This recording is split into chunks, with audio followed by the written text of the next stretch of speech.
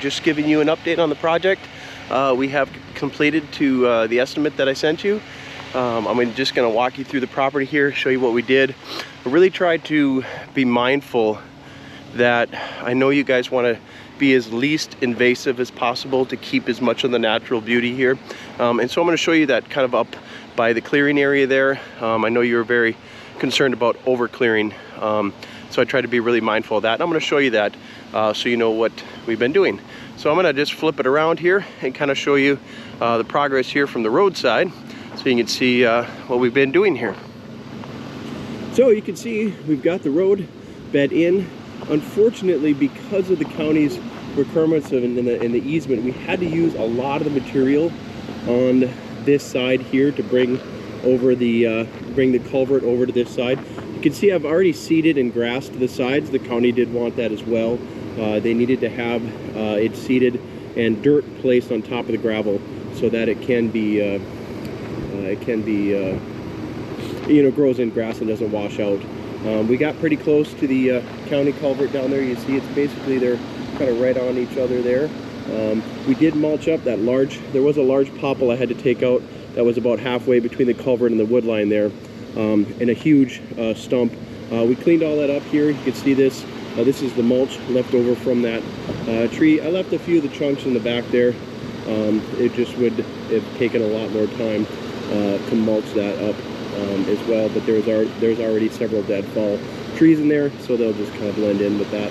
But this will all grow in. As soon as we get some rain, the grasses will just grow right back in. You won't even notice anything has been in there. So you can see both sides of the road here. We got that along with, we got as close as we could to the edge there, to the easement allowed. Again, grass and seeded this. It's going to be easier to come in from this direction, just because we had to angle it over here, tried to give it a little more surface here, but plenty of driving room. This is good. It's been packed in, it's been vibratory rolled. This is going to set up real hard, real nice, and we just brought it back to the edge here to make it level.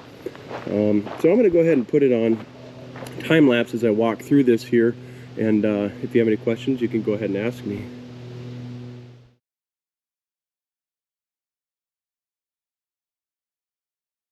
To the corner, and want to show you how we widened this out. We cleared down in this area here so the curve can be more gradual, so you can get the vehicle around here. Your stake is right on the corner here. You'll notice it's literally right on the corner, and so we cleared back. The original tree line would have been here, so there's only about 8 to 10 feet there, not enough to make a corner in a vehicle. So we cleared this back here and made it so a gradual curve. Here we're coming to the first culvert. You'll notice up here I had to rob some organic material, and I'll explain to that here as we get down to the culvert along this side here. There was a berm there from when they originally ran the dozer through, and you'll notice it if you walk through the property, but you can see our first culvert here. We put it in. All the culverts have been packed in with that rock. It's been tampered in and packed in, so they're real strong.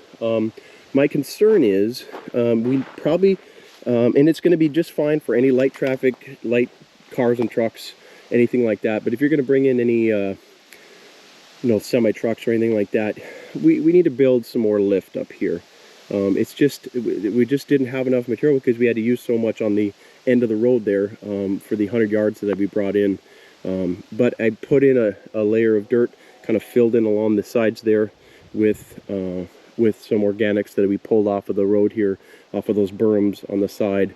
And I just cleaned out both ends here so you'll get some nice flow. And again, I know it looks a little rough here, but it'll all grow back in very shortly. And the flow can follow the natural progression there. So I will I'll put you back on time lapse, and we will continue down the trail. Here a moment to show you the reasons why I like the maples. You can see this maple is already starting to turn colors, and you see the beautiful reds that come out of the maples. So we just trimmed up the branches so you can drive through there with any problems, but left that tree because I do like it. I know the one next to it is dead, but it is a beautiful tree, and that one looks healthy, so we're gonna let that one go. But you feel free to cut it down if you'd like. Once again, we come to the second culvert, and you can see as well this culvert. If you look up ahead there, I took down quite a bit of material off the top of that hill there, because there's a hump there and goes back down.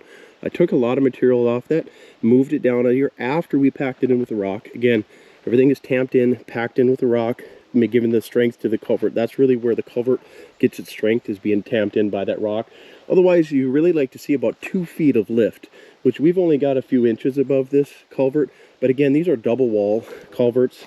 Again, as long as they're packed in with rock, they have a lot of strength and rigidity. And again, light trucks, cars is going to be just fine, but I would refrain from large commercial trucks or things like that. Camper's going to be just fine.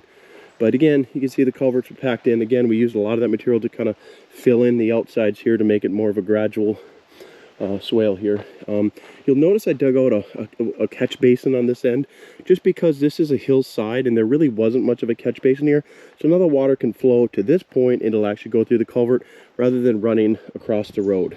So that's why we kind of dig in a catch basin on the end of the culvert there, so it can follow the natural curve of the land. So we'll get you back on time lapse, and we'll continue down the. We come to the camper spot, or the clearing spot. I know you guys had plans to put in a camper in here, so I did leave some of the hardwoods. Give you a little bit of shading here, but again, plenty of room to park in here. Park your camper up on the hillside here, just before the bluff. We cleared back to the high water setback. Again, trying to be more cautious of not clearing too much of the area, but clearing enough. Like I said, you can drive up here, you can park, you can set up a camper. I really think it'd be a beautiful spot. Basically, you set up your camper right on this knoll here, and if you guys would like, you know, just with a small chainsaw, you know, there's a valley right there, and so I know you guys were wanting to do some, but if you wanted to continue down this trail here, again, you can kind of see the lake in the background there, and that bluff. I'm just gonna walk through here, kind of show you where it is. So this is the area that I mowed originally, that I showed you guys that I mowed. So like I said, I didn't want to go too far. I wasn't sure, you know, how much you guys wanted to do. Again, this is all past the high water setback, and so I wanted to stop there and let you decide what you wanted to clear, to be able to have those lake views. But again, trying to be mindful of your wishes and our conversations about leaving as much of the natural beauty as possible. It's dirty, it's super dry, super dusty. A couple of rains and this will all clean up real nice. But again, it's just a beautiful sight. I've actually seen tons of grouse and deer. Every time I'm up here, I've got deer running around. But again, lots of space for parking. You can set up your camper, set up a nice site up here. Be a beautiful place to come and just have a retreat, getaway. Again, if you want to, here's the knoll that we talked about, and then you got the dip, and then the original clearing, again, well past the high water setback. But I think you'll really like this place.